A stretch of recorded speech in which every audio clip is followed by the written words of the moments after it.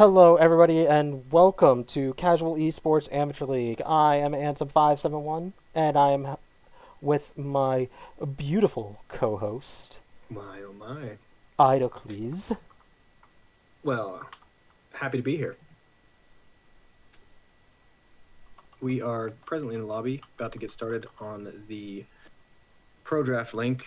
For those of us unfamiliar, Pro Draft is the intermediary we use because not all people own all champions, but this outsourced little website is what allows us to do a professional picks and bans lobby. And then once we get into the lobby in and of itself, people can just self pick their champions. So it's a little bit of a shortcut, as it were. Yeah, so now we're just waiting for the teams to get underway. Um, both of these teams have been around in the league for quite a while. NEX had rebranded from last season as the winners, I believe. I want to say Piltover. I don't remember. I think it Right. was. I think it was Piltover. Yeah. We had 4 leagues last season, and they were in the second lowest. So, um, they're trying to get back to that finals, and they are challenged by Kamikaze Penguins, who actually acquired Zenial, who was part of that roster from last split. Uh, Being kicked away from his team, he had to go to the second place team, unfortunately. Sad day. Yep. It's all right. No, it's You're on okay. a Twilight run here. I'm excited to watch this game. It's going to be a little bloody. I'm familiar with more than a few of these players. I'm excited to get to see them in action, especially in the playoff setting. Yeah, so for those of you in the chat, I'm probably going to flame a little bit here or there because I know a lot of these players. I've known them for many years now. Mansford, in particular, the most I know. Uh, Way back in our tortured days of the Vantage. past. Yeah, Long Vantage. time ago. Long time ago. Yeah, most of these players are newer to the community. Um, So you're not going to get as much flame. You're lucky. Maybe next split. But today definitely is going to be uh, probably a bloodbath, I would say. I don't expect either team to go quietly. Yeah, so let's see. I don't think I've ever seen a Seal game that had less than 20 kills. Sounds about right. There's a certain amount of Less than 30, sure. tentativeness I've seen that. that the first few minutes we might see nobody, tiptoeing around that first blood. But once the gates are open, there's usually more than a Then it few just skirmishes. goes. It just goes. Mhm. I've been there and you've been there. Oh yeah, I've been a part of both sides. Yeah. I Yeah, I've only been part of the winner's circle twice, so We I barely missed the cutoff for playoffs this season, and then we won last split though, so we moved up a nice. division. Yeah, and for those of you who are newer to the chat, who may not have participated in a season of Seal, um, the way how we split apart the divisions is upon uh, the closure of signups, we take the averages of all the teams and we split the divisions and how many go to the divisions from there. This season there just happened to be like I think it was 38 teams. Mm-hmm. So So we had to awesome do number, a yeah. bunch of different divisions. And now we're underway, and these bands are coming out hot. Fiora ban immediately shutting down the split push. Mordekaiser ban is going to lend us a Shen pick at the top lane. I don't know. Shen or maybe a tank. Mordekaiser's a traditional counter pick to either of those options. Vigor is a pocket pick ban straight away for Mans. D-Ferg loves that little Yordle, and honestly, his zone control in team fights is a bear to deal with. And then the Yep. classic Cheese Blaze pick of the Cheesy got top banned away as well. Yeah, so for those of you, Cheese Blaze really loves Fiora and Urgot. But if you take those away, both top laners are actually equal, I would say. As far despite as champions, yeah. despite one of them not even making it to gold Mm. ever, and the other one currently I'm looking at it in the game, and it says Plat 3. Olaf ban uh, is pretty good, I would say, since they do like to have a lot of lockdown type of champions with for KP for their jungler and for Mansford who likes to play more utility Mm-hmm. than And say probably the overall. assassin or um, AD champions. So Yeah, and I also enjoy the fact. I mean, see the Kaisa picked up immediately, just this fantastic generalist pick in the bot lane. mhm. But I also enjoy the fact that we banned out players instead of meta. You'll see Seraphine, you'll see Yep, Kaisa, you'll see Senna pretty consistently across Samira. games. Oh yeah, Um, she took a little she bit of a hit, so but she's still viable. I would Oh, say the Garen did. biggest nerf that they gave her recently was that she can't use E on Friendlies. allies. Yep. Yeah. So she can no longer just go in, trade for free, and then jump back out Hmm. uh, by their allies. If she goes in, she's basically in until she gets a reset. Hmm. Samira Leona, Very Kaisa, potent, Morgana. very was What do one we of see? the Kindred, better Rel. Ooh, versions. Ooh. Okay, covering the Rel. so I actually am okay with this rail pick. Oh, so sorry. The Kindred is actually supposed to be the rel. Oh, Um, they made a whoopsie doodle by not locking that in properly. we're seeing this in the game chat, by the way, in the lobby chat. That's not showed on the stream just yet. Yep. So Kindred is Rel. Sometimes this happens as long as the teams communicate before too much time has passed. We're pretty forgiving. Yeah. Um, So in the in-game client, for those of you who have done pro draft to an extent, um, you have a little bit of extra time after it hits 0 before it actually locks in. That's just the server uh, confirming that the time has passed. Um, Ornn, pretty solid top laner, has been since release. Doesn't have really excuse me. like I would say like absolutely horrible matchups. He does have bad matchups, but none that he can like not just deal with eventually. Kamikaze Penguins ban the Mordekaiser. We know we're not going to see a Fiora or something that can stand up to him. I think Tryndamere does okay just because he outscales them. It's pretty disgusting once you get to about 6. There's not much one can do. Darius is also But actually a pretty nice pick that I would say. oh, smart. Yeah, that's actually pretty strong right now too. Garen gets out damaged early levels, Hmm. but has the availability to with an insane amount of true damage in his kit.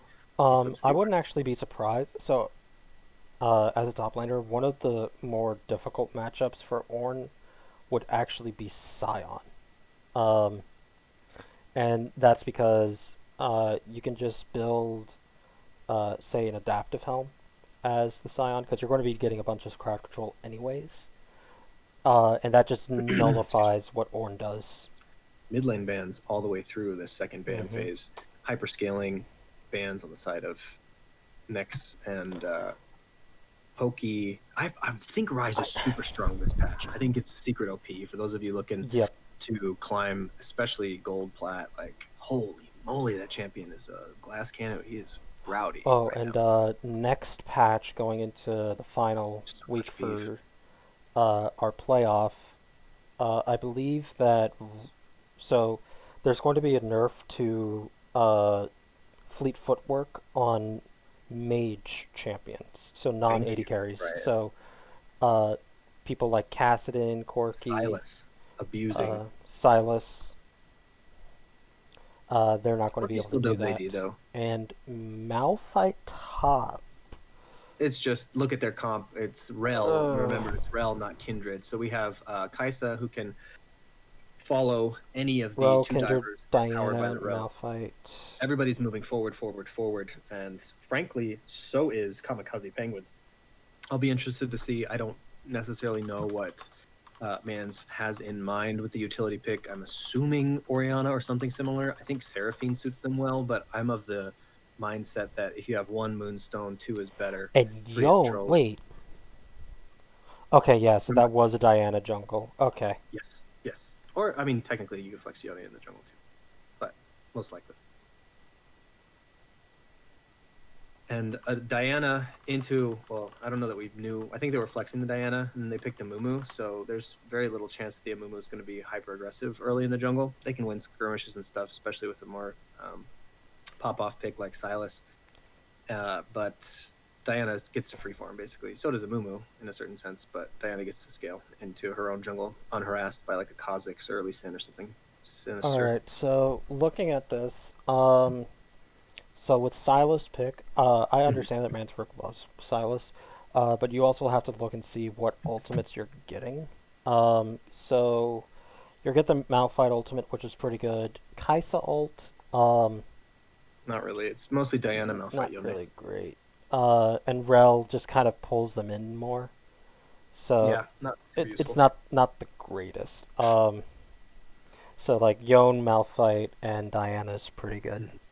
But three's enough. Three's enough to cycle the rotations, and those are all incredibly impactful team fight ultimates. So Yeah, two you of want to which is start out. long range engage. Yeah.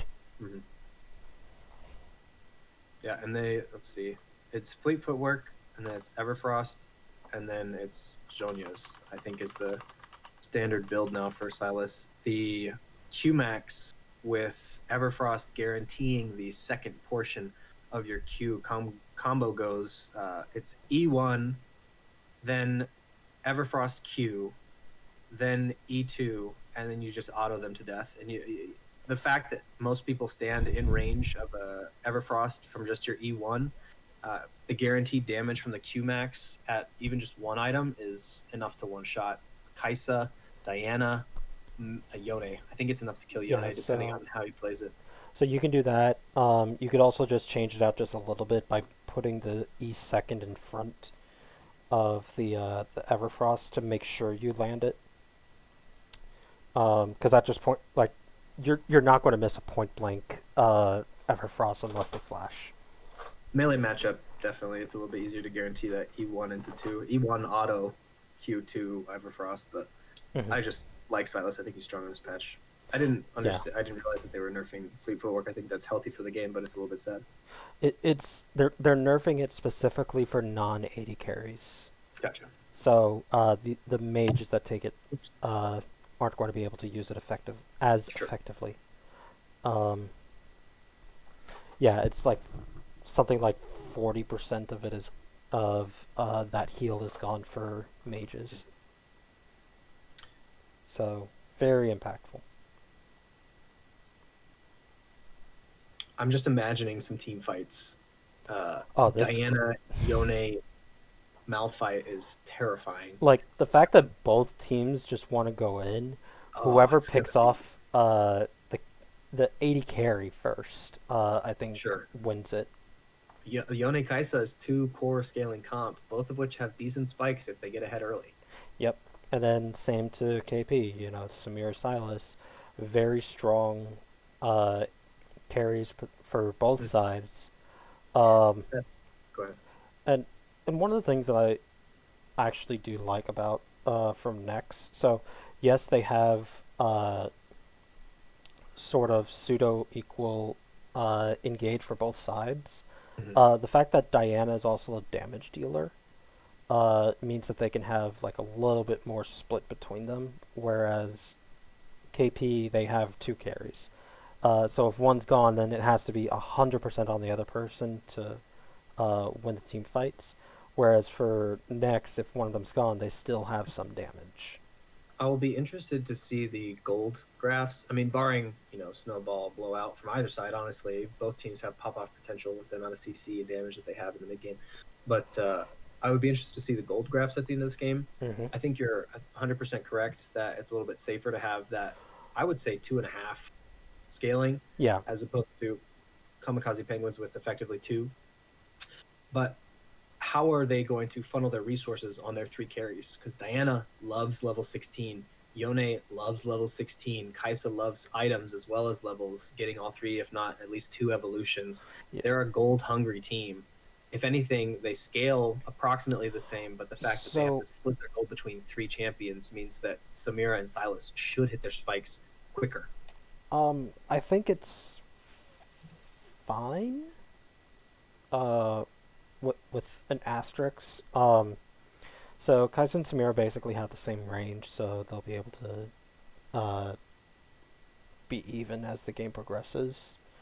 Um, but at for mid lane, they're both they're both melee. Um, Silas has his W to heal, but Yone is probably going to go for executioners, which would be beautiful because they have two very high healing If you only champions. took Ignite, I don't know that Executioners is worth the gold diversion. I think it still would be, um, because you're only going to be able to ignite one person every 3 minutes, uh, and you're going to be getting a lot of usage from uh, executioners. Same with Kaisa. Um, hell, Malphite should also be getting a Bramble Vest. Like KP is relying on on not just their frontline tanks, but also the fact that both of their carries can heal insanely well. So I want to see as many items to reduce healing as possible from NEX. Now, I will say they heal in extended fights, and Malphite and Diana are very adept at ending fights before they begin. Yeah. So we'll see how well the level 6 treats our carries on the side of Kamikaze Penguins. I am honestly chomping at the bit to see some of these team fights. I think Samira and Leona have a little bit of an advantage in lane just because of Samira's wind wall effectively ability. Uh, I want to say that Silas is able to beat a Yone depending upon his mana Hmm.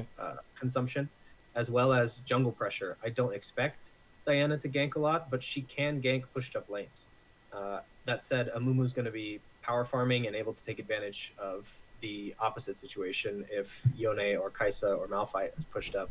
Ornn, Silas, and Samira Leona have enough damage to capitalize on the little bit of CC that Amumu gives on those early levels. So I don't expect to see much pre-6 except for lane exertion. Hmm. How And does top lane go? Malphite into Ornn. oh, that's just a wet noodle fight. Sure. Ornn should be able to out damage the Malphite Mhm. specifically because of mana costs. Yeah, Uh, and Brittle is broken. Let's be honest. Brittle's pretty broken. That's why Ornn has been able to stay as relevant, not just with his passive, but Brittle adding extra duration of crowd control and damage with the Brittle proc. But Percentage max health as magic damage. What? What? What does that even mean? all right, Hello? we're going on into this game. Who do you think Chad is going to win? Nex on the blue side, KP on the red side. Let's get in on this game.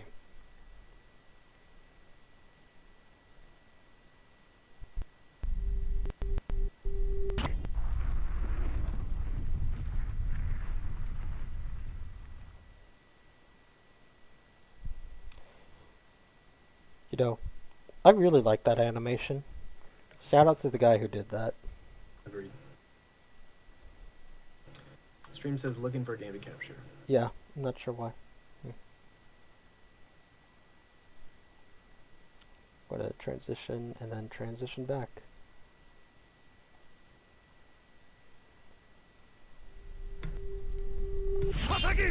Boy.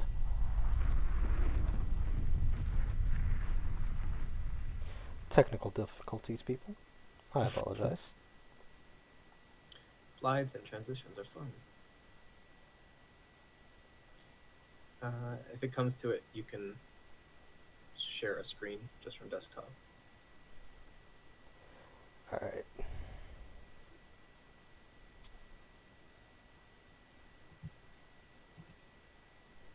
And we are still loading in. We're on a 3-minute delay due to the spectator. We can't cheat, right? Even if people are stream sniping, it's 3 minutes Correct. disadvantage. So there's no real reason for you're not really motivated to cheat, as well as don't cheat, you little suckers. But I digress. As we're loading in a game, we will get the window up for you shortly. Yep, so As such, don't really worry about it. I'll let you know. I'm sure the timbre of my voice will let you know if there's an invade. Right now, I paused it at 10 seconds, but okay. No, I did. Get back. I'm ready when you are. All right, there we go. All right, so I'm at 14, 15, 16, 17. I'm super slowed down. That's sorry. All right, 22, 3, 4, 5, 6, 29. Pause it at 30. Okay. Okay, you ready? Yeah. All right, 3, 2, 1, go. Go. All right, so we do have we did kind of have the 5-point. It seems like don't have a lot of volume. There we go. Let's turn it up just a bit. Nothing too fancy. Standard breakout wards. A little bit of defensive warding in the bot lane. You see the try. The Leona potential first Hylas to take E, as well as Amumu Q, is a little bit more menacing than anything Esports has to offer. They So did you see the actually get a defensive ward to the top blue buff, so they'll know. Diana has the. Sorry, go ahead. Yeah, so they'll know that Diana is going there.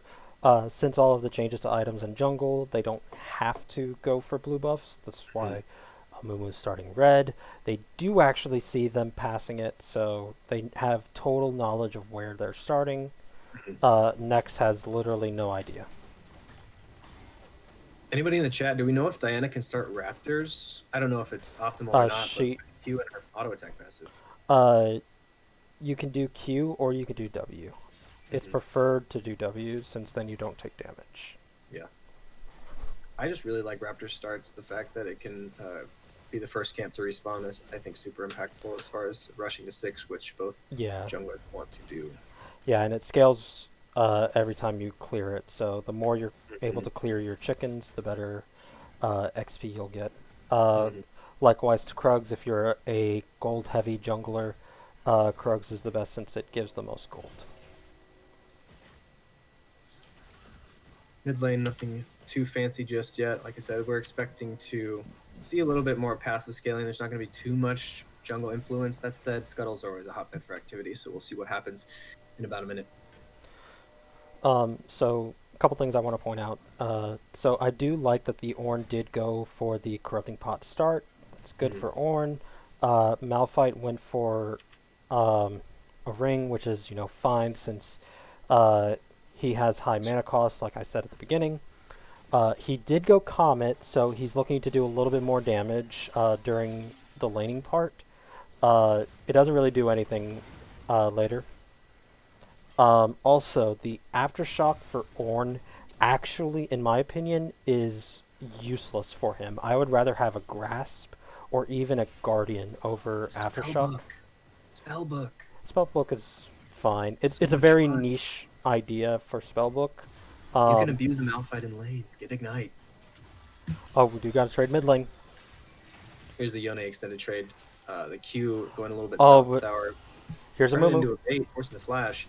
Mumu's waddling up. Let's see if he connects the Q. He's Yone's about to be in trouble. Oh, he's got to snap back. It's a big shield. Snap back to dodge the CC, and he gets that anyways. I think the extended damage on the Mumu there, Yone was threatening to kill, especially the usage of both summoners in the mid lane on the side of NEX Gaming. Diana late to follow, pushing up towards the jungler. A lot of action early. Boy, stepping on my own toes, huh? I told you, these people like to trade. I'm down. 3-man moving top, Diana loosely following, but I think we're just escaping aggression for now. Yeah, everybody's very talkative here. It's like, hey, this is happening here, this is happening there. But as I was saying about the top lanes, like, Grasp is just so beneficial in a tank v tank matchup since you're going to get that to proc a lot. Agreed. Malphite's standard is the Comet, since when you press your Q onto a champion, it's 99.9% guaranteed that it's going to hit. That 0.1% is they either died to the Q or they flashed. Dashes count, but Ornn's dash puts him in place for a little bit, so that's an exception. Amumu waddling his way top lane. Ornn low on health. If the Malphite is willing to commit flash, he might be able to flash. I would commit it. Expenditure. Dodging the bandage toss with the flash. Amumu, and he's still trying to look for the Ornn. Confirmed lives with Holy Oh, no, no, moly! no, no, I can't believe it! Fantastic outplay. Don't get greedy. no!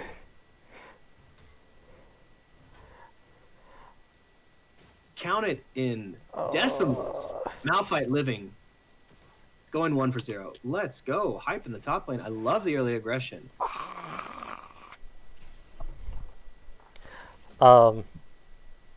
If I was Cheese Blaze, I would be hard flaming my jungler right now.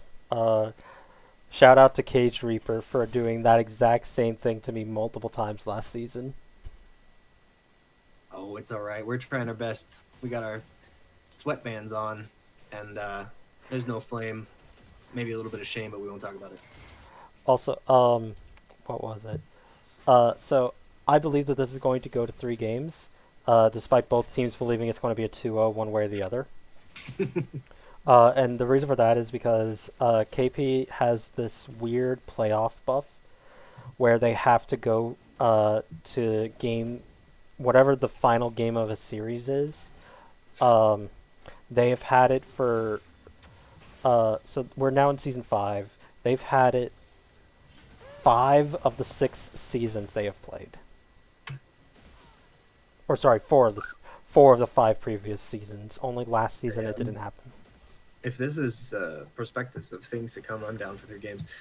But I find it interesting that Silas is maxing W first. I think Q is the stronger max right now. It also lets you farm safer into Yone, but it'll definitely help in extended fights in the river. Ults online for both champions mid lane. Watching a little bit. Let's see if he waits for the chains. E2. He's probably going to wait for it. Does wait. Silas is low on mid. And that's the benefit of Yone in the mid lane. Although I think Fleet Footwork is a stronger rune, Conqueror definitely gives him more presence. And frankly, you have enough sustain on that champion to get away with it. Also, from my Mumu knowledge, and Diana looking. Mumu sweeps and spots. Diana just pops level 5. Mumu's a little bit ahead there, but honestly, it's still pretty even considering the gank in the top lane going a little bit south of Arai. Cheese Blaze looking for a little bit of a catch on a rotation. Pinged off. Able to wander back top lane. The wave shouldn't drop more than a minion or 2. Malphite looking to stall out his rotation back. Up a half a level. Just gets a little bit of a slow, aggressively denying 2 minions there. Dragon, all the while, Diana spotted out. Bandage, long range bandage toss. Hits the rail, who gallops away. Flash ults, tags both of them. Samira dashes in. Ulti expenditure by the Kaisa moving out. A re-engage. Heal, not enough. Ignite picks up the kill. Can we get both? Wait, Rel, why are you going back in? Rel, you should not have gone back in on that. Like you were already out. You just had to keep walking. The fact that you walked closer to them, they're like, oh, we can get you too. Because you have about 250 movement speed, you are slower than a caster minion. I understand the sentiment, though. I'm going down with the ship. A little bit of Dido for the sake of my ADC. That said, yes, definitely mitigate loss. Speaking of mitigate loss, mana expenditure in the top lane for the trade. You'll see that Malphite's winning with the damage now with the completed Cinder. Ornn was able to purchase. Hold on. Ooh. Hold on. Ooh, that was interesting. Alright, but problem. You have less minions helping you. Sadly, yes. I'm. It's a little. I've been so many times top lane where you just are so this close to securing the kill every time, and it's just so frustrating because you know you have it, you know you have the damage. But the sad truth is that Malphite's up on gold and a little bit on experience. On top of that, you're fighting in the mini wave, so just a little bit of a hopefully an exhale, mental reset. Cheese Blaze, you're not out of it yet. You got it, buddy. That said, I'm not cheering for anyone. Go Malphite. Whoop, whoop. You know what I mean? 2-0. I'm just here for the contest. You're just here for the bruised lungs at the end of the season, the series. Yeah, the secret is to exhale as you talk. You know, babies can chatter and cry and do whatever they want all day long. It's because they don't strain their neck when they talk. Like if you can feel the tendons in your neck as you're talking, release that tension. The snap engage happening. I missed it entirely, but I'm glad that we had a little bit of a gold lead back on the bot lane. I think. Yeah, so Rel did the flash alt E combo thing. So they immediately blew up CasualEAL. Yeah, there's not much to do there. There's a lot of burst. There's a lot of CC. There's a lot of hopefully aggression out of that bot lane duo. Mm-hmm. Well, Diana was just there to make it easier. Sure, and having that, I don't know, the way that I see things is if everybody can do 20% of somebody's health, they're dead. You don't have to do 100 to 0. It's just cooler. In that case, it's 33%, but we won't talk about it. Oh, they're angry. Leona is very angry. Oh, game pause. Somebody had a phone call. Bring, bring. This is your bot lane. Please pick up. So, just to check, what timers are you at? I'm at 10:33. Okay. Yeah, so, just from quick macro things, Amumu's heading to the top lane. He just cleared out his red buff. Silas is heading down, to try to help, the chase down onto, Nex's bottom lane. The pause is coming through. Leona's very angry. She doesn't have flash or ult, but she's going to probably look for an E. She's still looking for it. Rel does go into the bottom lane still. Pinged off. We see the Silas roaming. Now, one of the few instances where Kaisa ult is useful is tower dives. Getting that extra mobility and shield underneath the tower allows you to tank and get out with relative ease. So I think the Rel ult is still probably more impactful in the team fight, but situationally the Kaisa ult is pretty useful in those skirmishy dives. Diana dashing in. Amumu waiting in the wings. No. Multiple ults canceled with respect to the Malphite ult, but the brittle procs are just too much. Tanks win the day as Kamikaze Penguins walk away with a 2-0. So that was one of the few times where like Aftershock actually benefited the Ornn. I'm still going to knock it just because Three waiting in the bush bot. On a control ward, no vision. They have to sniff that something is up. The fact that Yone is missing. Like they feel they have that feeling. Maybe they don't know. Oh, Ulti a little bit wide. I don't know that we have kill pressure anymore. Silas got a free shove and we're missing waves mid. Sadly, I like the idea, but it's just difficult to force. Rel jumping in on the solo 80 carry, flashing, ulting, oh, she got it! Guaranteeing at least the 1v1 with a reset. Leona ends up cleaning up both. 1 for 1, and actually a 2 for 1, excuse me. And then in the top lane, you also missed it in the top lane. Cheeseblaze actually tried to dive onto the Malphite. I have no idea what he was thinking, but he did attempt. Oh, that's all right. I'd consistently prefer making and missing a play than just allowing the other team to aggress upon you. It's easier to fix your mistakes than it is to adapt to another team's play. Okay. And in a potentially 3-game series, we have more than enough time to do the former. Okay. Leona, why are you going for Sunfire? You need to go for a Locket. She might go Frost Fist, but yeah, Locket is generally the selection. Because especially since the burst from the side of NEX Gaming or NEX Esports, excuse me. Like, it's great that you're tanky, and I'm proud of you for it. But you need to help make sure your team doesn't die instantly. TP, double TP mid. Silas forced to flash out. We'll see if we commit the Malphite ultimate. Yeah, Malphite has ulti. Cute cast for now. Amumu is just angrily staring at this mid tower with a rift in his pocket. Both top laners have ultimate. Rift summon mid, won't execute the tower, will get played. Stock and standard play is summon Rift, rotate to objective. We'll see what ends up happening. We don't need to force this wave in. Diana hits a Q. Yeah, Momo. Rel is attached to Diana. I don't think that they for NEX they should really go into this because they don't know full CDs. Yon just got his ultimate back up. They do have the advantages and flashes. Engage on Diana. Multiple ults committed. Ornn goes a little bit early, stalling the backline. Yone gets a 3-man knock-up on top of the Diana damage, but I don't know that it's enough. It's too much of a split fight. Kaisa is allowed to DPS in the backline. Rel with a fantastic 3-man ultimate, keeping people in place. We just don't have quite enough damage. Kamikaze Penguins is cycling. There we go. Their abilities just well enough to get by. the insane amount of healing from the shield bow on top of a pretty darn decent ultimate on the side of Xennial. And Kamikaze Penguins walk away relatively unscathed, able to secure the dragon. Lot of like little micro fights that were happening throughout that entire thing, where people were like one, maybe two people were trying to pull people away from the others. In the end, they used too many ultimates to try to stop just the Ornn, versus not saving enough for the Samira at the end of the fight.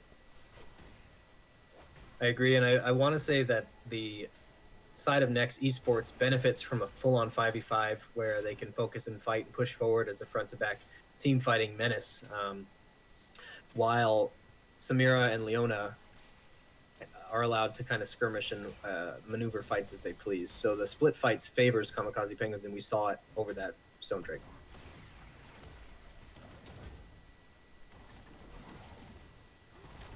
Shoving away of it, nothing fancy top. Angrily headbutts column. Whenever I see an Ornn do that, myself included, and they use it and they don't really knock up anybody. An ultimate. Samira immediately dashing in. Rel trying her best, but the greed for the tower, combined with the instant engage from the Leona, allows a double kill on the side of Kamikaze Penguins. Bot lane punished for their greed. This is a very scary Samira. 6-2 is going to go back after they take this tower and finish at least her boots.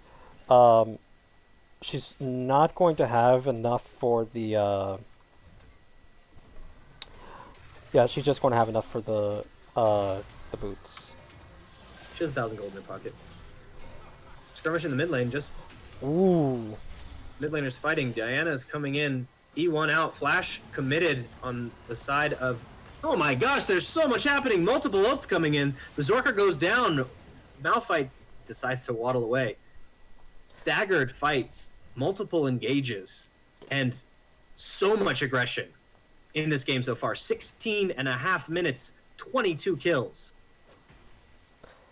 So that fight, specifically between the mid laners, that kind of reminded me of the golden age of like Talon v Zed. Yes, I remember the Talon v Zed matchup. The golden age? What does that mean? That's what season was it? Season 4. Season 4. Back when Alistar rushed Sheen. Oh, but hold up. Oh, I missed it. Asaph got caught out there. Trying to ward. Jungle and support is the ward duo. I know it's off objective, but if you don't know where they are, you don't know where they are. That's the... Man, I cannot believe that they were there, right? Who knows? Once they're gone for about 30 seconds off the reset, there's no waves pushing, no guarantee that they're going to be anywhere. Jungle, support, ward as a team. Ornn unstoppable through the knockup.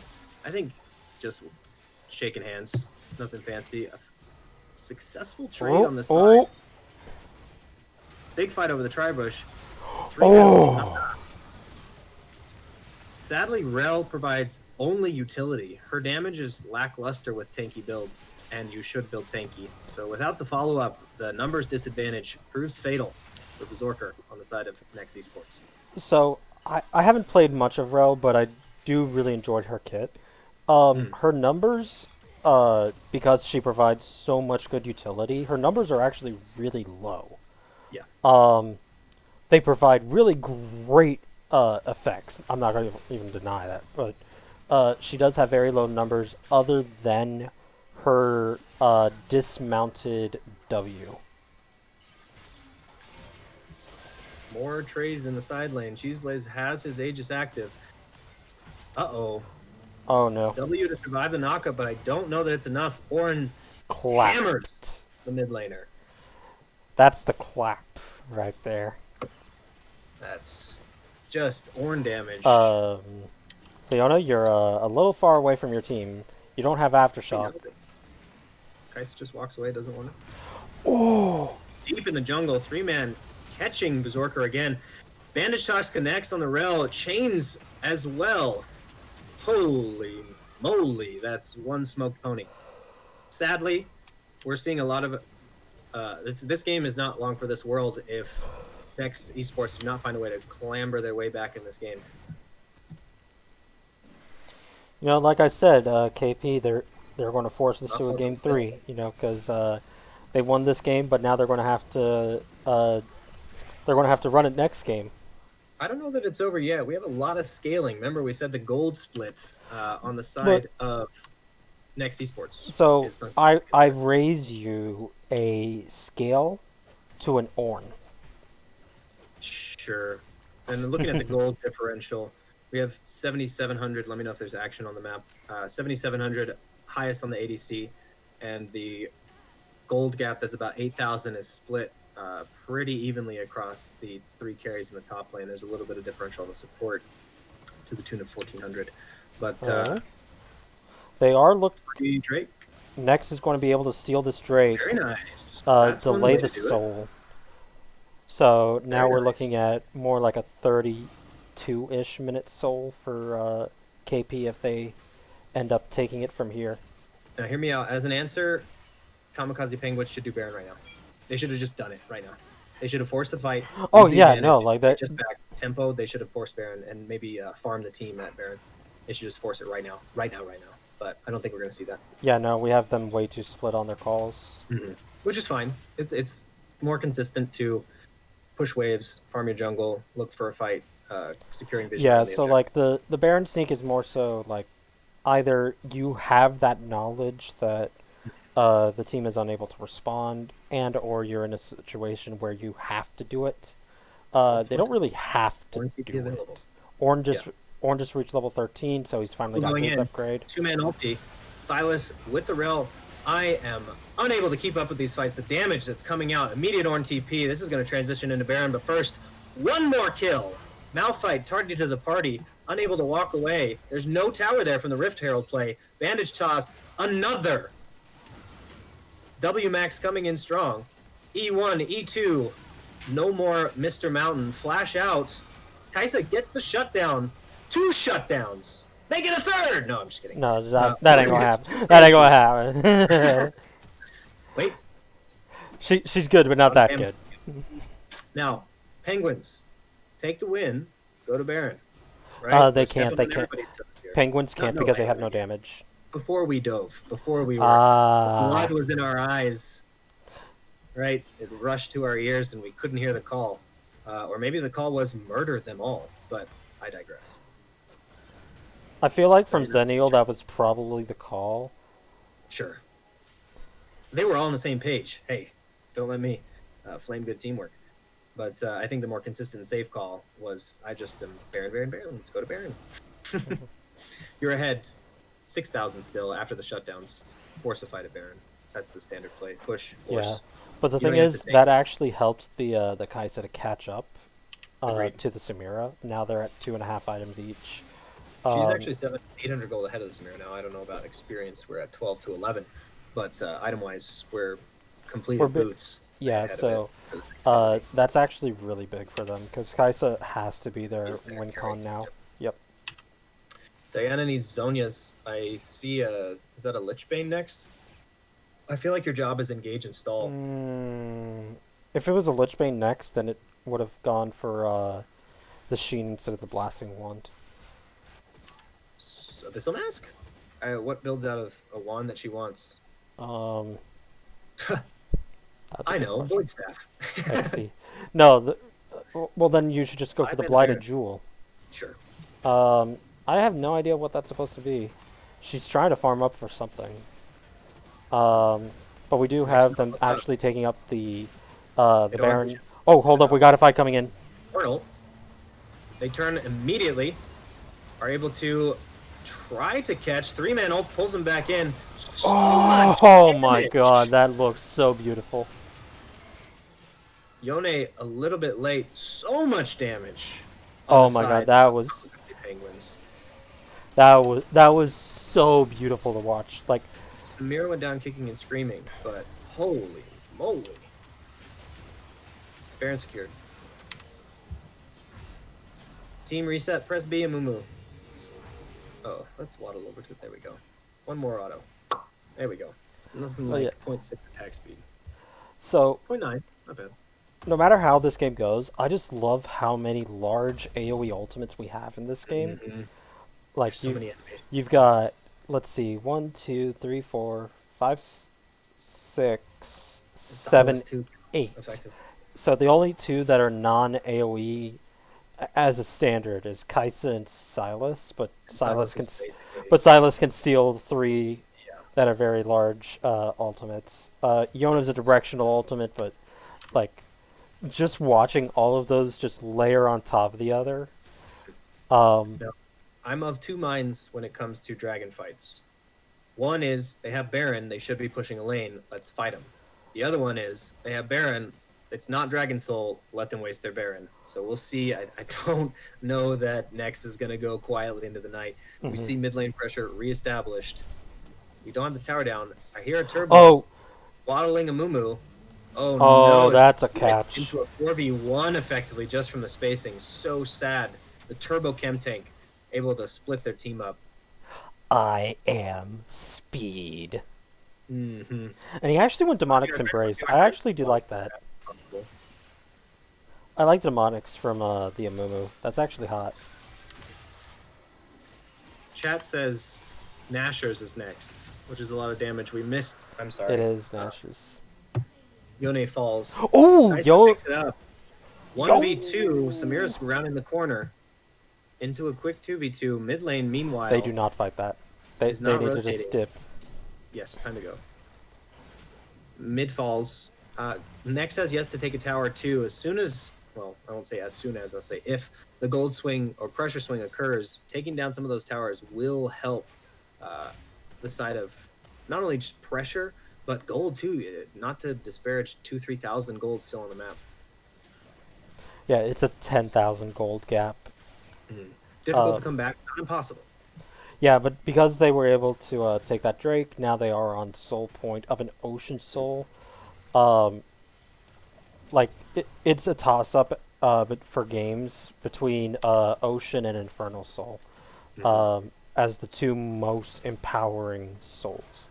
Malphite 4-man ultimate! From the side of Kamikaze Penguins, and they are falling like dominoes in the mid lane. Baron push. We'll see if this is the end of the game. That was beautiful. Oh my lord, that was fucking beautiful. With the Ludens too, so Like- much damage. Like, I loved the idea. Diana doing what she can to stall, clear the wave, resets only forward. Yone a little bit staggered on the engage, perhaps able to take away one. At the very least, stalls out that push, falls. I didn't see the damage that took him down. It was, I think it was just a burn. Flash engage. We're praying, hoping. Kaisa interrupted on her way in, knocked up against the towers. Malphite just so sad. I hope we go back and watch the VOD of this game from the side of NEX Esports. The timing and coordination of your 5-man comp is essential, and the pressure that KP was allowed to provide forced staggered fights and broken up skirmishes. Moving forward, I hope we find a way to come together and either draft a skirmishing comp or work to manage waves and come together as a team. That said, it's difficult to do from behind, so I'm not upset. I'm just hoping that we can fix what's wrong and we get to a game 3. It was just a bounce house diff. So much CC. Not just CC, so many knockups. So, knockups and movement displacement abilities. So you've got Malphite R, Diana R, Yone R, Rel's engagements, Ornn, Amumu roots everybody. Silas, it's a technical knock-up into a stun, and then Leona's just Rel, but younger, basically. Little baby Rel. She's season 9, like, Leona's season 9, Rel is season 10, basically. I say Rel is if Tarek and Leona had a baby.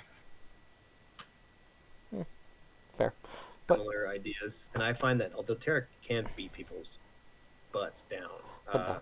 We are going to take a quick break. We will be right back. Let Idocles go and get some water, because I know that his throat needs it. Gearing up for game 2. We will be right back.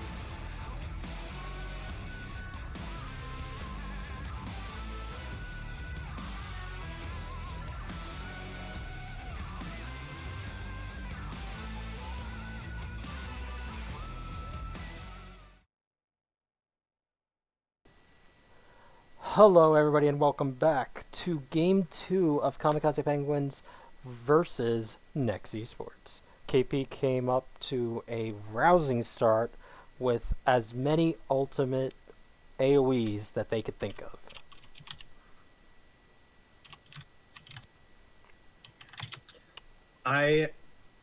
Usually the onus is on the unsuccessful team to ban out what worked last time. So as far as bans are concerned, I'll be interested to see what is shaken up in this go round.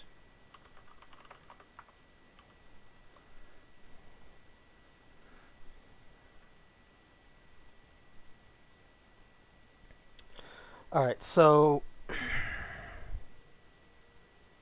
I don't think that the comp was a bad idea. They just were unable to do it faster than KP could. Yeah, I think a big factor is that is having 3 carries and not getting ahead, not snowballing. Mm-hmm. But we shall see what the adaptations are. Moving into the draft, we're just about ready to start. Just waiting for everybody. We had potty breaks, and not everybody's finished with their potty time. Didn't they have a 3-minute head start? Yeah, they did. Suckers.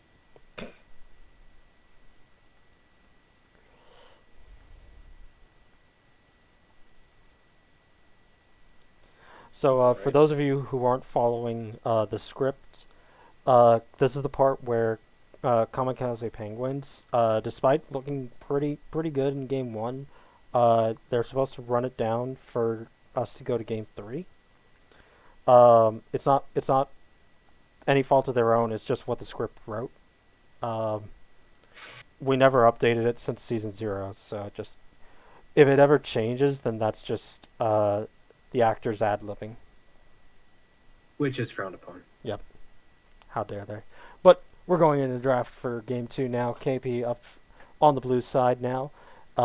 Let's see what they are going to change, if they really feel like they need to change anything. And again, usually the impetus, the onus is on the losing side to make a radical change as far as picks and bans and everything. Otherwise, Mordekaiser and Urgot still. I mean, you have to. I mean, Urgot, Fiora, Vagar, I guess, was the third one. Yeah, so those 3 are fine for next to ban. Specifically the Urgot and Fiora. I guess they're just that afraid of the Vagar that they don't have a counter pick for him, which is fine, I guess. Mans finds a way to be very useful on that champion. It's a good ban against him. It's just so frustrating. His cage, his event horizon placement is sublime. I will. It's the baby cage. Mm-hmm. Same bands. I think this has to be a Fiora ban. Oh, okay. So then they okay. So what's really good into Fiora is just straight up building a Bramblefest. Like, that actually just completely shuts her out as a champion. So much true damage, though. Yeah, but if she doesn't even have actual damage through items, then her true damage does almost nothing. Good, KP didn't just blindly pick the Fiora because she has a lot of bad matchups. Leona can be counterpicked here. Rel did fine. Most people would think Morgana, but Morgana's actually a really bad champion into Leona, just because if you black shields whoever she engages on with her E, she then just turns around and uses her R onto whoever she didn't just target with her E. So I wouldn't want to see that. I would want to see something more, probably like a Thresh or a Nautilus. Nautilus is good. I was thinking Nautilus, especially with Kaisa. Nautilus is a good pick. Yeah, because you want a movement displacement ability for Leona's E, most specifically. And Thresh and Nautilus can do that very easily with their abilities. Rise picked up in the mid lane for Sengencia. Pretty good. Um, but picking a mid laner blind isn't really the best. So from what I, okay, so what I definitely don't want to see is a Corki mid for KP. I know Mansford loves playing it. God damn it, Mans! I said I did You not want to summoned see it. it. Um, so the reason why I don't want a Corki in the mid lane is because it takes time to scale. You don't become a Sure. champion until 20 minutes, whereas Rise, while yes he does scale, he scales with his mana items. So while you're both scaling, he's actually going to be able to do damage, whereas Corki is just going to be shooting with Pee-wee pot rockets. Sheen Manamy and the Manamy buffs did help him a little bit, Hmm. but it's at the very least one item. You're able to participate in anything on the map. Other than that, you're just creep score. Yeah, so it really doesn't feel like you become a champion until 20 minutes, whereas Rise, he can get going on one item, and that's Mm-hmm. at like Agreed. 12 minutes. And So, it's on a wave clear. yeah. So, uh, Rise is pretty favored in that matchup. Poppy is a really good pick into this right now. I love that. So, Poppy can. Dash, dash, dash. Yeah, so back before with Poppy's dash and cancel, it only worked on the first dash, but then they updated it to work on any dashes that happen for the first time that a champion dashes while it's up. So it can Yeah. block everything that KP is trying to do with their entire champion pool so far. Unless or says E and then R. That's the only way to Yeah, get an ult through the right? But you're probably knocked up. Well, but you're grounded. you're grounded and it lasts so long, you're almost Mhm. never going to actually be able to get it off. Gotcha. Um, Vayne, I don't know how I feel about a Vayne ban. Unless if that's like a hot topic for Xennial, I don't think that that's really worth it. The Amumu's fine. Um, KP going very team fight focused again. NEX, I do like their adaptiveness for this game. However, it feels like they're actually trying to plan to go into that. So for here, I think I'll amend it and say that I actually do like the Morgana in on this for this game. Um, Kaiser just needs to take cleanse if that's the case. I don't know if Narshal plays Morgana, but I think that that would be best. Mm. Oh, okay. I really don't like that. So that shows that Poppy is actually probably either the jungle or the support. Yeah. Support Poppy can be used. It's definitely not as tanky, but that Garen has to go top lane into the Ornn, and that really is not that great of a matchup early. And the fact that they were able to snowball so fast, it's not going to pan out well for the Garen. Caitlyn picked up in the bottom lane, very oppressive for a low range champion like Kaisa. Another dash for Poppy to potentially stop me. Yeah, but she almost never uses it before Poppy even gets there. So um, I've killed a lot of Caitlyn's running Poppy, at him with W. Poppy's going to have to flash. Another dash. Oh my God! Why you actually built a comp where all 5 of your champions can actually be stopped by Poppy? This is horrible drafting uh, from KP. Like this is so egregious. This should never actually. Okay. Whether or not this Poppy was going to go top, jungle support, whatever, I'm actually upset with the fact that they did this. So this is a support Poppy. So she's going to be able to roam around the map pretty early. But she's not going to be as tanky, so she's going to go Aftershock. Hecarim is going to outduel Sejuani just because of the nature of the champion. So they have 2 winning lanes for NEX. Top lane, leave the Garen on his own. If he dies, he dies. Whatever. You need to get the bottom half of the map going. And and Poppy and Hecarim can definitely do that. KP, you drafted comfort champions, but you drafted comfort champions into a comp that you can't play those champions. So I really disagree with what you did here. But we're going to go ahead and go in. We're just waiting because apparently somebody had to go and take another potty break. Alright, everybody's ready now. So let's go ahead and get on in this. So I, I really don't like KP's draft. I really don't, and it's not just the fact that Poppy W Omega Lol stops all members of KP. Um, it's the fact that you don't you pick champions that are comfort into losing matchups either mid or late game. Early game, you can bully the Kaisa with Caitlyn.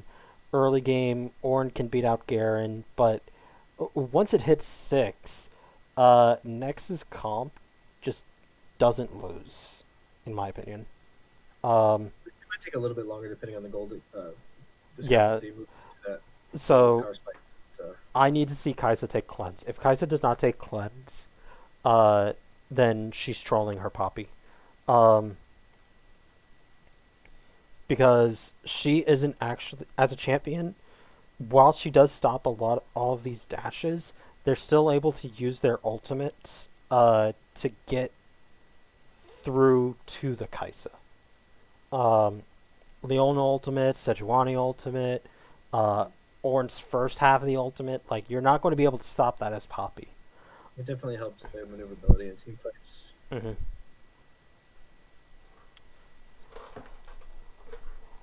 So,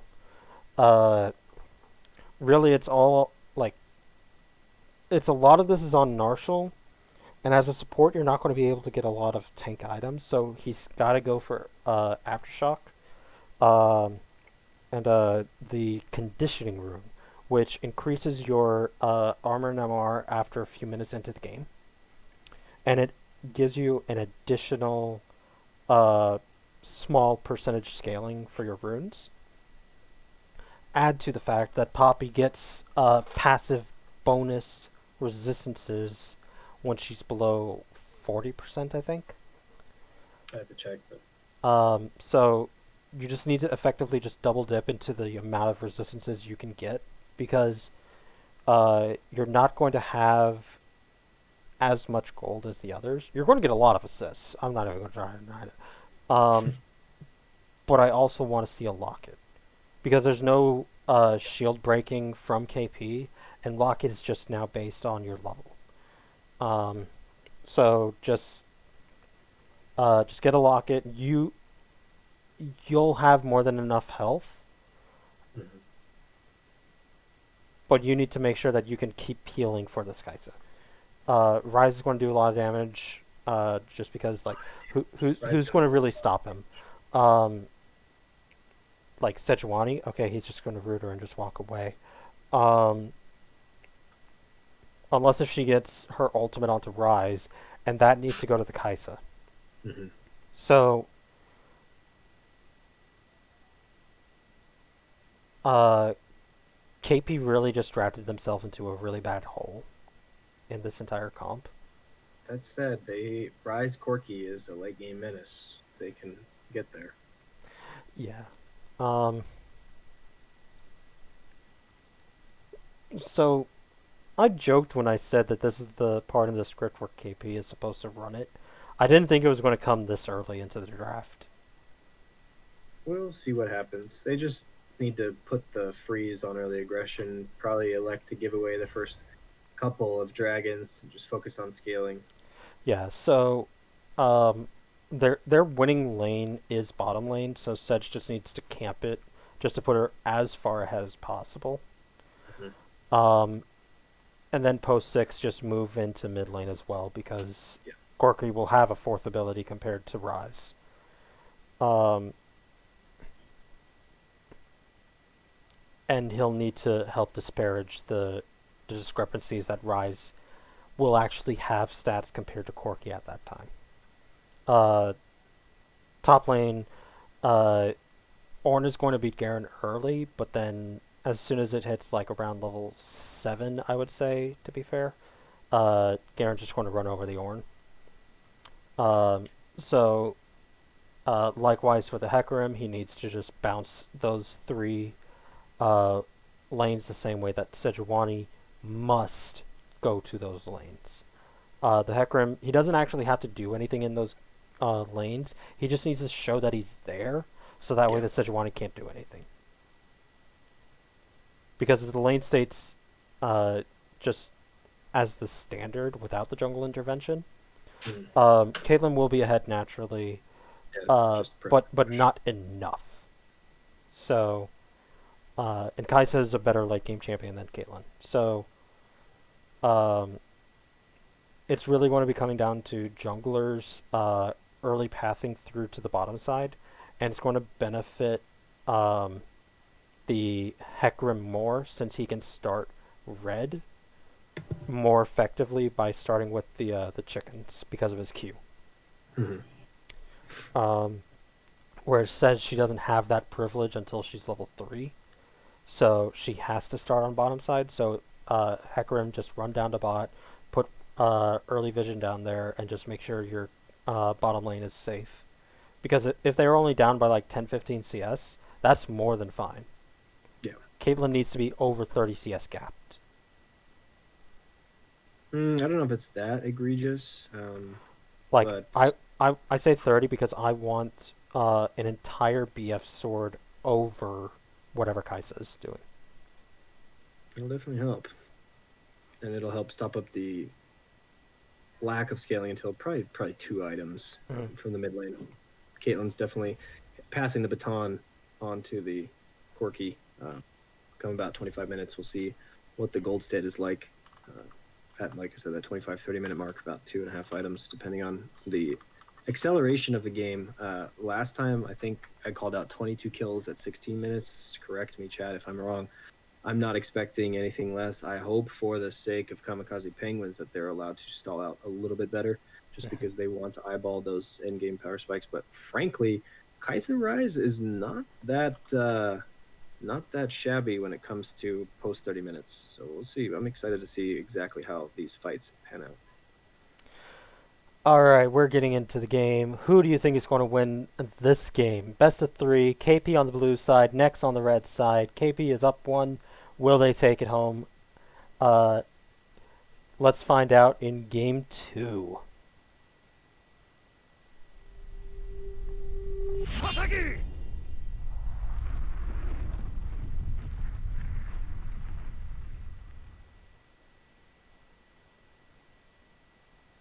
Hey, we're not looking for a game this time. Cool.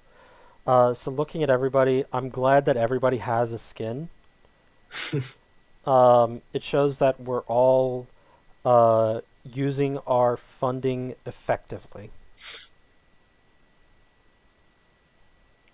And we even have a couple of them matching. I've seen pings out already. I think we shouldn't expect more than a standard start here. Oh, I'm not even in the game yet. Wait, no spoilers. All right, pause it at 10 seconds, please. Okay. All right, you good? Yep. All right, 3, 2, 1, go.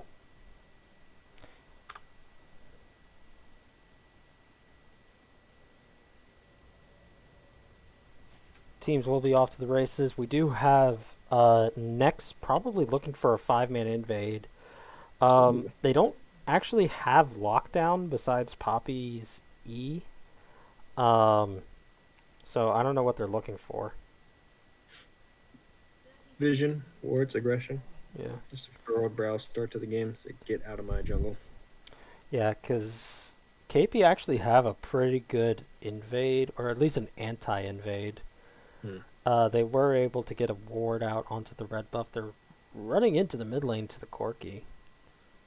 Yeah, just shaking hands, nothing fancy. Corki's doing flips. And it's arcade Corgi, not Corgi. I like arcade. I like I, the leg I more. like the corgi, just because of the butt wiggle. Sure. Oh, that is so BM. Why would you do that? He just having a dance in time, and you go and do damage to him. So sad. So sad. No honor among thieves. So all right, for that, I hope Mansford gets him as first blood. Just the retributive justice. It's like it was, and then Rise can say worth. Yeah. Um, Justice accrue interest, I so wonder. Or is that human bias? I don't know, but okay. So both junglers just went buff. But KP did see NEX on the red buff. Hecarim not going for the chickens is actually kind of Interesting. interesting. Early gank? Oof. Nice job from Destiny onto Cheese Blaze there. He was able to get level 2 first and was able to get a Conqueror proc with Wow. his E. That's huge. That's huge in an unfavored matchup early. Mm-hmm. Yeah, because now that forces all of these pods to go to waste effectively. Because like the thing with Ornn going for the corrupting pod, you're able to use it to help out both damage, health, and mana. Oh, gotta gank Yeah. at the top lane. Desi is going to get stunned. Early Sejuani aggression, I like it. Equalizes the health, forces Garen to at least lick his wounds. Oh, Bot going in, Hecarim both sides, opposite sides, early aggression, uh, forcibly speeding through their clears. Junglers have a like mind and a similar effect. so a little thing that happened there that I really liked. Leona didn't panic. She actually just walked with the Caitlyn and stunned the Hecarim as he would have charged to push her back forward. So they only used up the heal for the ignite, which is perfectly okay for that. Sure. Hecarim eyeballing mid. Corki dashes just a chunk as Hecarim moves through the river, double checking that the scuttler Oh, but was in Destiny fact top lane. running for his life. Ooh, The flash. sun's going to come through from the Sejuani. Brittle is enough. I didn't see. Maybe Oh, and then we got to fight bottom lane. Oh, the trap happened. Oh my gosh. Too much, too little, too late. I'm going to wind it back. I just kind of want to see what happened in the bot lane. Great stun from the side of Poppy, but sadly stepped on a trap and I guess we Ooh, broke but then we got a this flash from the cheese double trap. place. Oh no! Oh no! Oh, the Sejuani was waiting. Can I get a timestamp? Yes, 4:33, 34, 35. Perfect. Thank you. Garen being zoned off of the wave as the Poro Rider steals away the Krugs. Oh, that was definitely an oof moment right there. Dragging up. He might be able to take it knowing that Sejuani is topside. Yeah, Kaisa does considerable damage to the dragon, even if it's early. They're eyeballing it. Cloud Drake is the highest DPS dragon. Maybe later on Fire Drake, just because it has the potential for AoE, but Cloud Drake beats your butt levels 4, 5, and 6 if you're trying to solo it early. Warwick and Siobhan are the only successful, truthfully. Yeah, Cloud Drake is the most damaging Drake, because it has the highest attack speed. Mm-hmm.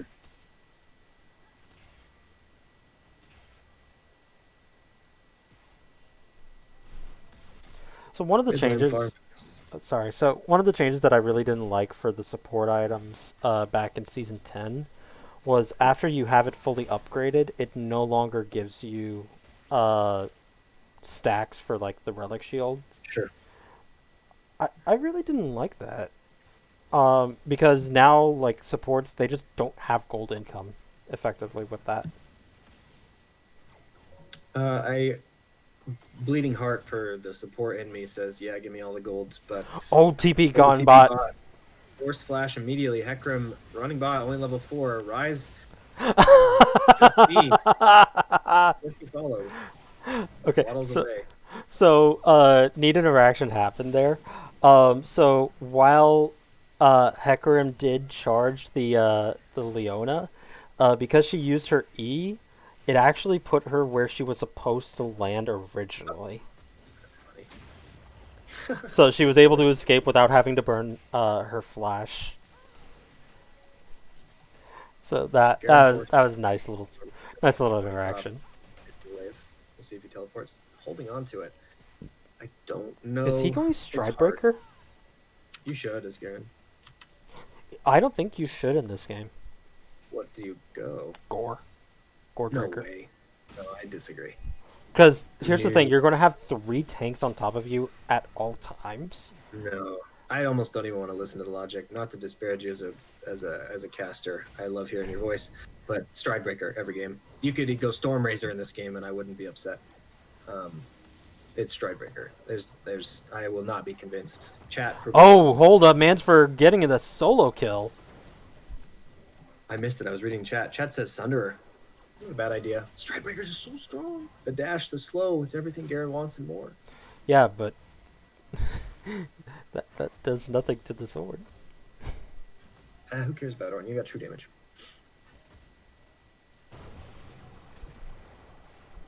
Cheeseblaze trying to purchase in lane.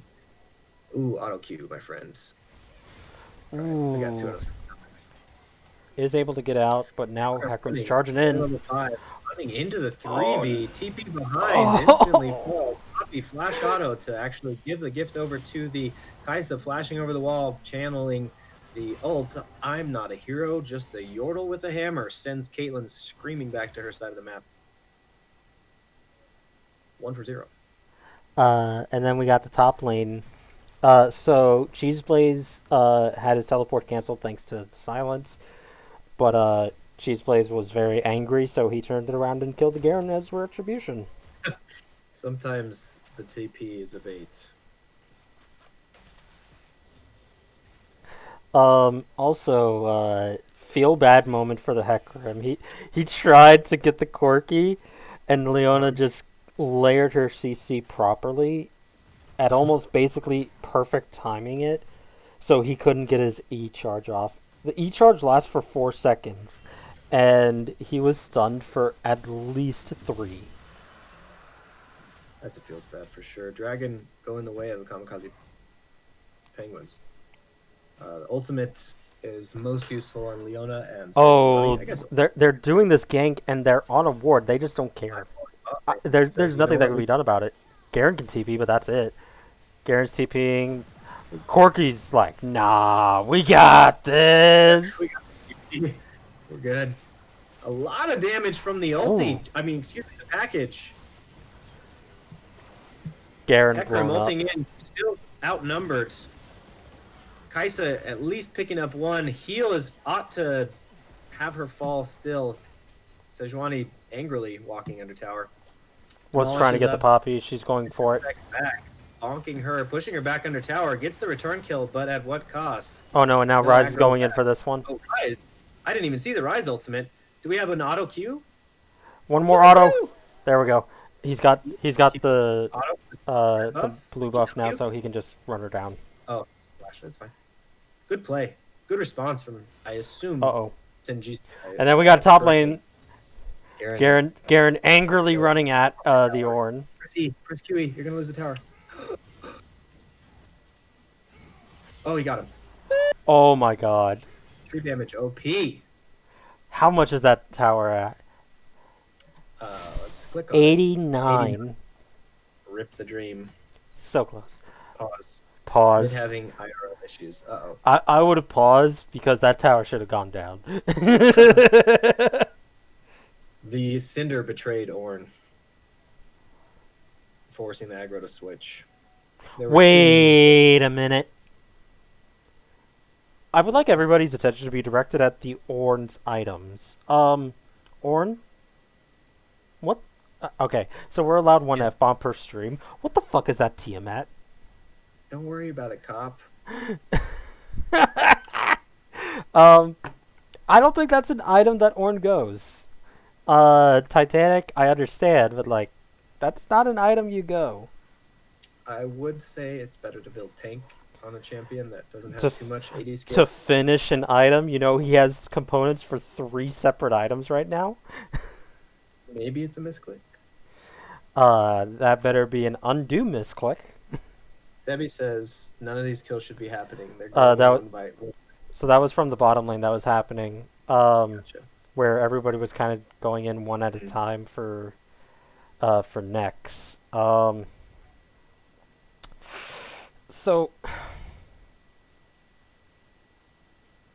also I noticed one of the things that I said earlier was that the Kaisa needed to go cleanse, and I am visibly angry that she did not because uh, that just says that hey, I'm a target, and the rest of the team from KP goes okay, and then she becomes a target. It definitely helps dissuade something like a Sejuani ultimate, but Leona has so much Sejuani, sticky CC. well, Sejuani also has a knock up in her kit, mm, and Ornn is very difficult to just single target one cleanse away from success. I don't know. It's not the end of the world, but I do agree that it helps dissuade a few items of CC. yep. Um, and it's just to help your Poppy to just make it so that way she knows like okay, if I'm on them, they can't get on you. Um, so long as you have the cleanse, but because you don't have cleanse, you kind of die. Yeah, Ornn you can't cleanse at all other than the E knockup and the Mm-hmm. Q slow. Um, the ultimate you can't cleanse. The Sejuani, all parts of her kit you can cleanse. Can you Uh, cleanse debuff technically? You can cleanse some like a brittle proc or something. you cannot cleanse the brittle proc. Really? Yeah, I mean the it's knockup before it hits you. Can you cleanse it off you? uh no. No you cannot. I thought I got rid of debuffs because you can cleanse exhaust. You can cleanse summoner spells and crowd control effects. Hmm. You cannot cleanse a knockup, only QSS can Sure. cleanse a knockup. And then you still don't have mobility. Yeah, You can so just you just flash or something. yeah, so like you can cleanse anything from Leona. Uh you can cleanse slows, you can cleanse uh the Sejuani's kit basically. Like it's just to make sure that their ultimates, if they do get to you, you can get out of it. Sure. And we're back. Nothing too tumultuous on the rift while we pause, so it's just back to farming for the Mm-hmm. sake of sanity for at least a few minutes. Dragon looming on the horizon. You know, I wouldn't be too mad if Garrett actually went Kraken Slayer. I know it doesn't work, but Stop doing crap. I wouldn't I'd be like you know whatever. Oh, So back last season I think it was there was talks about how Garen's E would be able to apply on hit effects mhm. um at the rate that it spins. So That needs that would actually be pretty good for Kraken Slayer right about now. simply. Um, That's hideous. mind you, If would that have was been at a reduced effect for on hits, sure. but Run stuff. still, like that would have been, you know, pretty Imagine nice. getting those off the bot lane. I'm looking at the minimap to garner aggression, and whenever the Poppy and Leona are overlapping each other, I immediately pan to the bot lane. It's like, well, Here we go. the uh, the directed camera is panning it to the bottom lane ourselves, anyways. Meanwhile, top lane, we got the first Rift Herald going down to the side of KP. Hecarim actually managed to sneak down here without them seeing him just yet. Um, So, eyeballing he's mid. kind of using up a lot of time down here, so he's really invested into this. Sejuani's gotten to the point now where she doesn't have to invest time into bottom lane anymore. They're winning Mhm. by that basically 30 Once CS they go margin. wide, still forcing the flash. We'll get to the Rift Herald summoned in mid lane, I'm sure. Oh, I didn't notice. So there's actually this blue-pink ward that's in that Oh, bush it's in the spotted him bottom when he side, and it came spotted in. him. That Very probably actually nice. spotted him when he was going down there the first time, and I didn't notice. That's my B chat. Um, does get a root onto the sedge, but she's going to get out just fine. Plates, no tower. 1 minute Couldn't left quite. for plates. Taking quick stock. Only 2 so far for NEX, whereas Right. at least 4 from both mid and top. Oh, but we got a TP bot lane. TP bot, Hecarim forced to actually let the tower fall. As a result, Just go for the Leona. Rise Thank you. confirming the kill on the Leona. Big flash stun from Narshil. No chill Narshil in the bot lane. Sejuani looking to catch out this Rise. Knock up. Top lane tower was taken. Zoning from the Poppy. They choose to go on the carry. Ulting to follow. Ooh, W there we go. stuck for 50 caliber net. Sejuani flashing out into the loving embrace of the Hecarim. W over the wall. Ulti to follow. We'll see if we get to the blast cone. Horsey still on the They're chase. going to be able to get to him. Auto Q. Let's go. Force the flash out of the quirky. I don't know if that was the play. I don't think that was a play. But Ornn did get first brick. Oh, and he does get the solo kill. Just Because you know what? delivering it to him. I'm going to build Tiamat because I want to get the kill. That's what he said. I think he would have gotten that with or without the Tiamat. Considering that he does percent of max health as magic damage. That synergy, we're waiting for the synergy between Frost Fist, the Frostfire Gauntlet, and the Titanic Cone damage to come out. Big strides, big brain. Synergy. And yet no boots yet. Let's see if he buys boots here. There it is. Boots, there we go. Awesome, thank you. It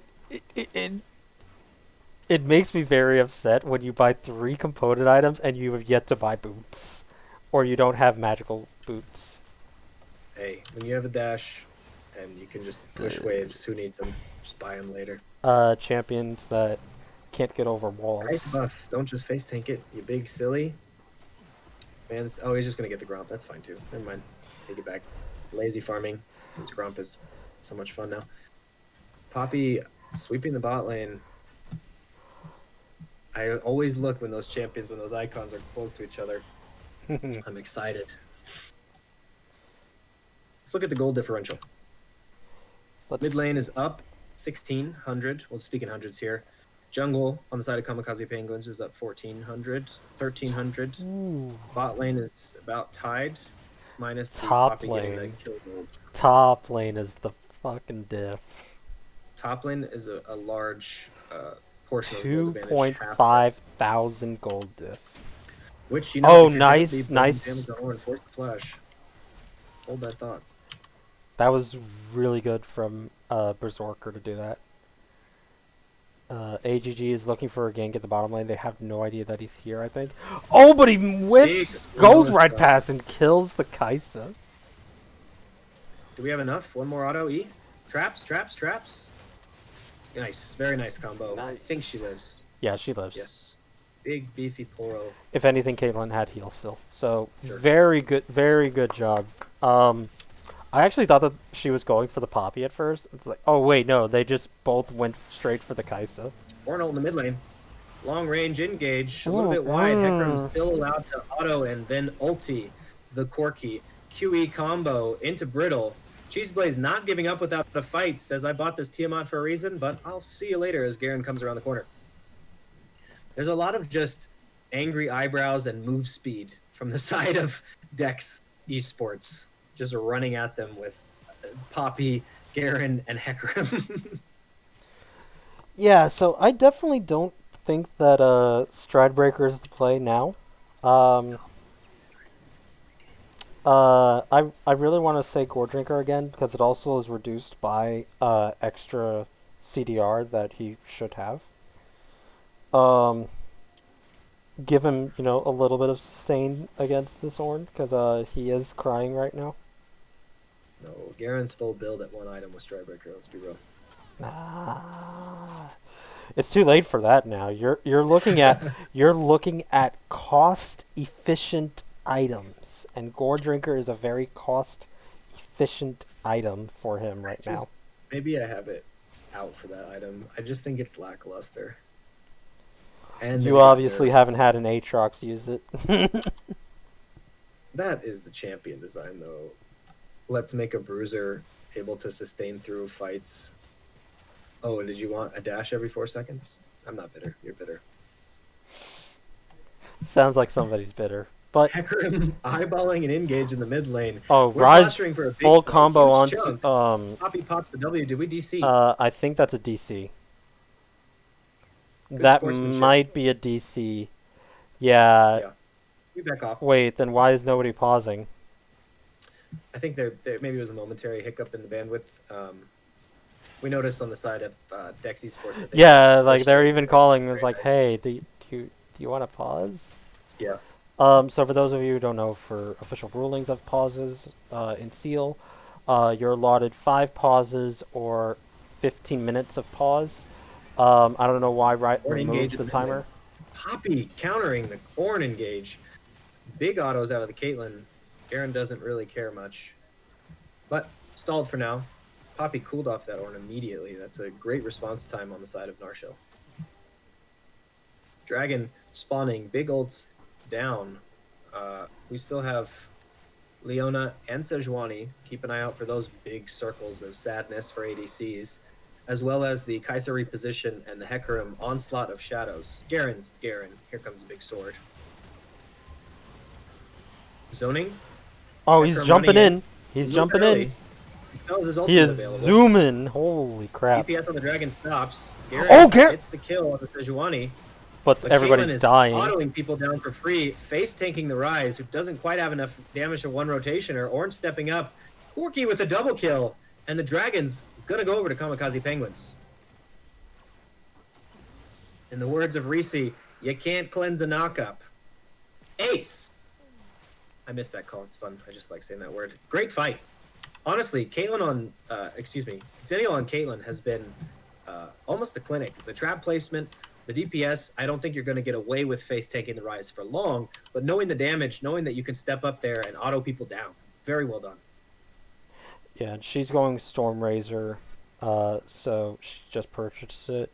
So now when she autos somebody, they're actually going to be slowed, which is just going to make it easier for everybody else to catch up and use their more appropriate crowd control. Mm-hmm. Rapid fire cannon, Oh, Chem Tank from Leona. Okay. that's fun. Of the Bami's items, I think that's the most fine for her to go. Bammy. You know, I used to actually call it Bambi's Cinder. I like that better. A buddy of mine, maybe he's still in the chat, Vance, I think it was a misread, but I loved it so much. We call the Chem Punk ordeal. It's a chipmunk chainsword. I think that's a much better name for it. Kai'Sa just pushing waves. I don't like, unless we're desperately forcing a fight here, Kai'Sa and Rai should not be in the same lane. So the fact that we're grouped means that we're looking for a fight. We don't have the Hecarim, so we're just kind of missing waves. We're a scaling comp. Ooh, over the wall, nice combo. About a third, a fourth of her HP down just from one rotation. No, she didn't have Aftershock active, so Yeah, so Rise with supports, if they don't have their Aftershock active, or Leona's case, her W active either, they're just as squishy as the Caitlyn, basically. pretty close. Chem Tank gives some decent stats. Ooh. Bobby Boots. All three goes wide. Err. Poppy. He returns down against the wall. Hecarim stalling the backline. Onslaught of shadows to get back to safety. Forcing the fight in the front line. Sejuani getting down Berserker, but the ADCs in a duel force the flash out of the Caitlyn. Sejuani is meandering for her life. It's a little slow from the red buff. Ornn, meanwhile, in the top lane, forces a fight. Desi on retreat. He was able to get the silence, so he couldn't use the second part of the R. Corki allowed to push with blue buff in the top lane, getting a tower. Very nice. Ultimately, no kills other than the Hecarim falling for the side of KP, but they get a tower as well. Narshil's gone. Bot lane. who was able to get the aftershock proc thanks to Corky getting Begrudge close the enough. tank. 2 towers. Ornn might be in trouble here. Garen Nah, elects to he's not he's keep fighting. fine. He's fine. We saw 4. I don't know. You can press that. I don't know. Maybe we didn't have kill pressure. Abilities on cooldown, etc. Big backs. Let's see if we have big buys on the side. Finishing 3 items, both ADCs at nearly identical kills and CS. The next fight might be the Baron.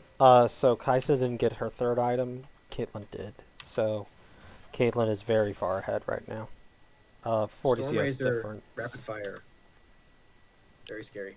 Also, Ornn is now level 13, so he now is getting upgrades.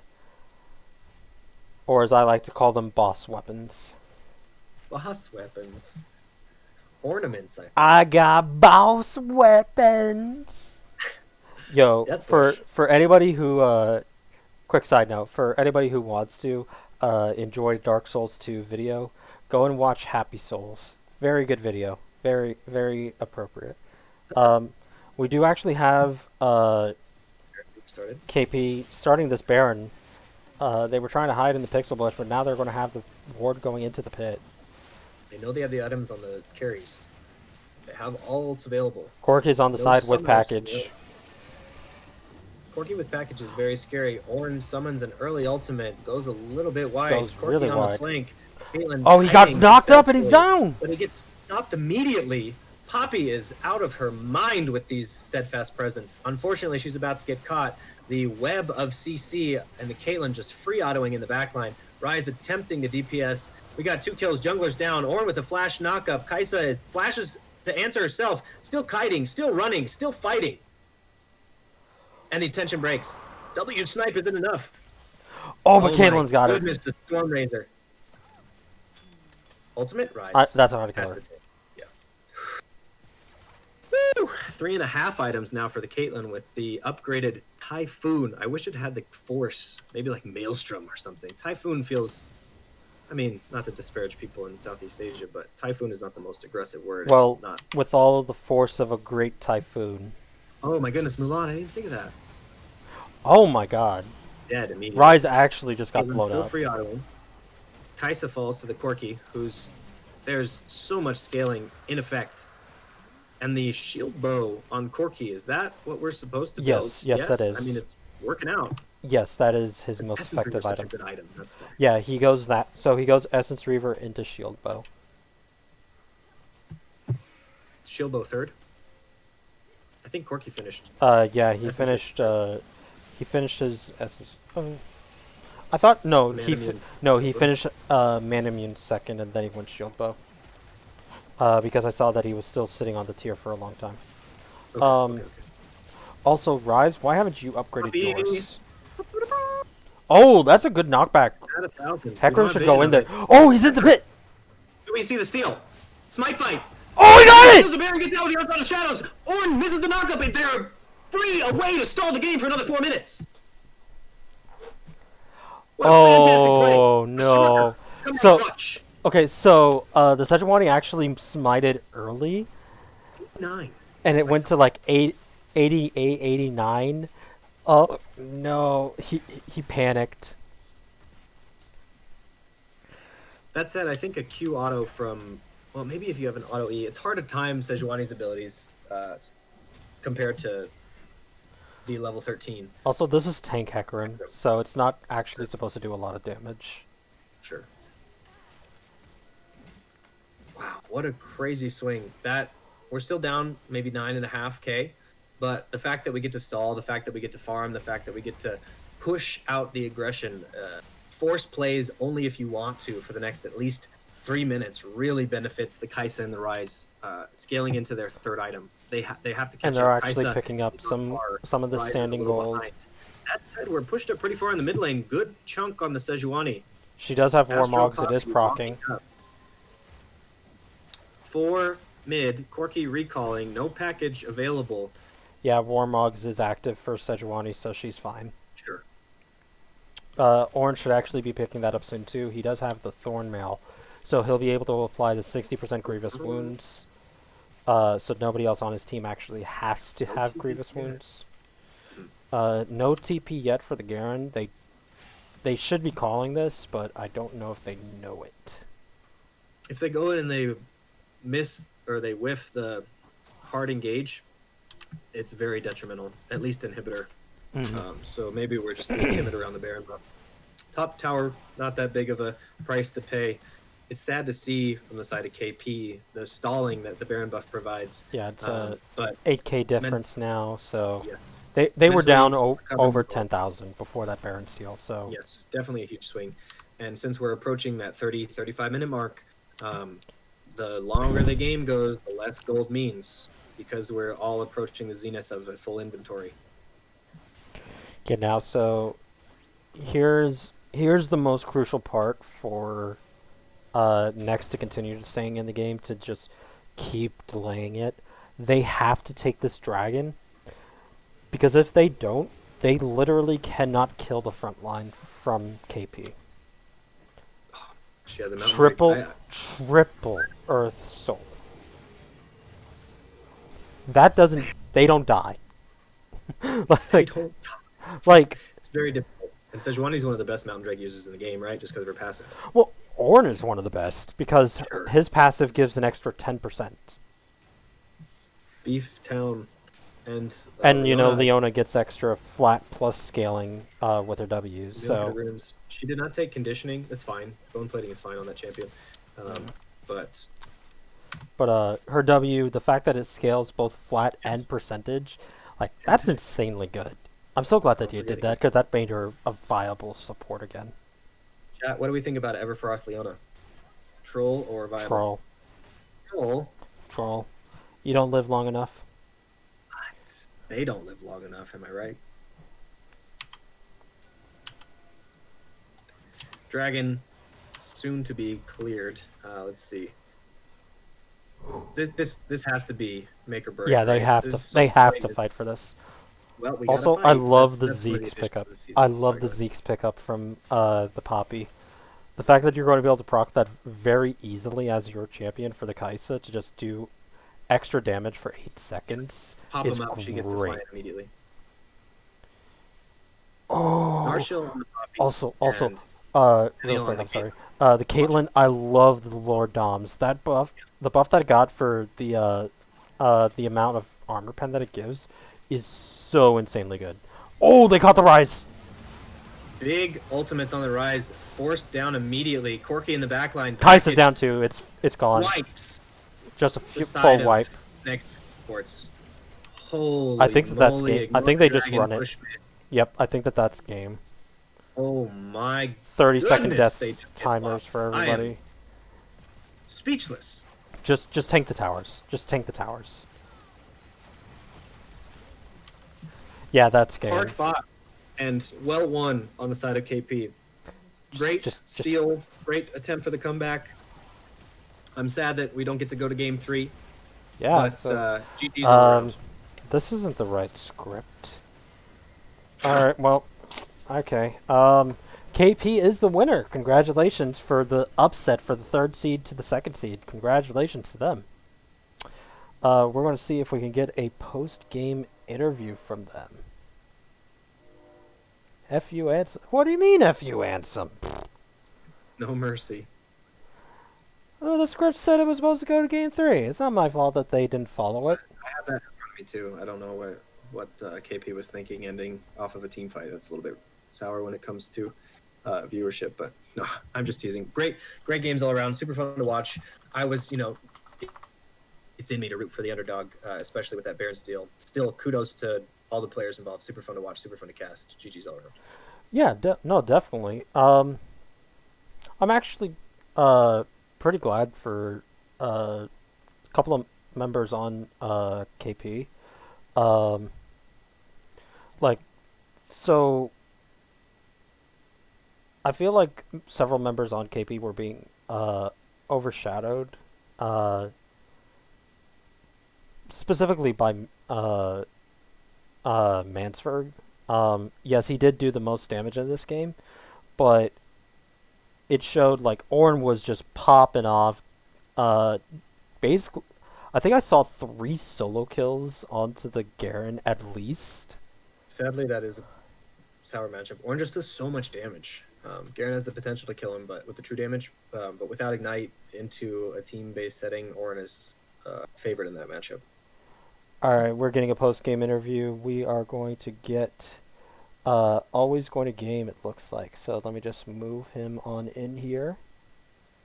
And hello there, Mr. Jungler. Welcome. Hello. GG's. GG, thank you. So, congratulations on the 2-0 upset. Third seed, second seed, for going up against NEX. How do you feel? I feel like it was an expected result. I feel like during the season we trolled and we just had a really bad week. I felt like we always had this potential, honestly, to everyone. Nice. So I got a little bit of information from NEX earlier. They were expecting this to be a 2-0 as well, but the other way. Neither of you actually followed the script. It was supposed to say you go to game 3. So apparently I got the wrong script. Can you give me the update on yours? How were you able to basically just bully NEX this entire series? Well, our team has always been very strong team fighters. We're all pretty good mechanically, and so as long as we can survive ourselves trolling early game and inting, we're pretty unstoppable usually past that point. Well, it was definitely fun to watch. I wouldn't call the fights chaotic, but incessant and aggressive amounts of engagements on the battlefield. That was really fun to watch. Ran out of breath for a few fights. There's so much going on. Large team fight ultimates. Can you walk us through, without giving away too much for your next engagement, what draft is like? What you specifically as the jungler, what puts you on Sejuani? I mean, I'm just a tank player in general, so I feel comfortable on any tank and can play my role and keep my team alive or engage for our side. And so, as long as I'm on a tank, which there's too many of them to ban all of them, I'm gonna do my job. Great Yeah, answer. so I'll actually admit I was harping on your team comp for game 2 since you all literally drafted into a poppy. Basically everybody has a dash some way somehow. Yeah. But I also got to give credit to Asav, specifically because the amount of times that he just denied Berserker to move during his charge was just amazing to watch. Yeah, the Poppy pick really caught us off guard. We thought it was jungle actually until the end of draft.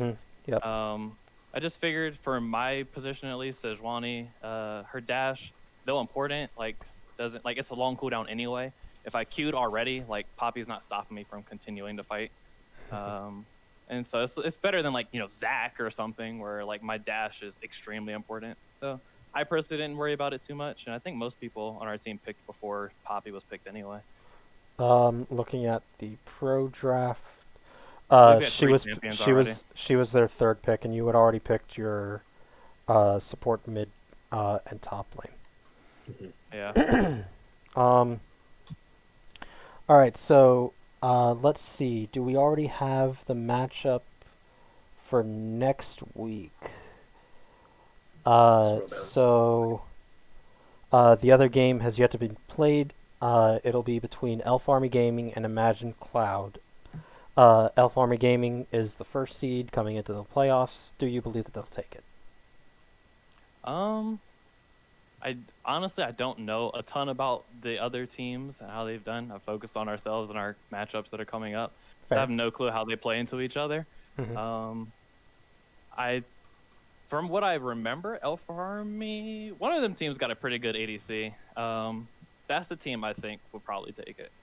Okay. I don't remember if it's Imagine Cloud or Elf Army. I know one of them has a really good ADC. All right. Idocles, do you have any other questions or? No, just thank you so much for such a fantastic contest. Best of luck in the games to come, and have a great evening. Yeah. Thank you, guys. Yeah, good job. Congratulations for the 2-0. And that'll be all for this evening. Looking at the casting schedule, I do not think we have a match scheduled for tomorrow, but I know we do have one scheduled for Saturday morning and Saturday afternoon. Shurima finals and the Freljord semifinals, uh, which is the other half of this bracket for you guys. So I'm pretty sure y'all are going to be watching that one. Um, so thank you everybody for tuning in and enjoying the stream. I hope you all enjoyed it. Thank you and have a wonderful evening.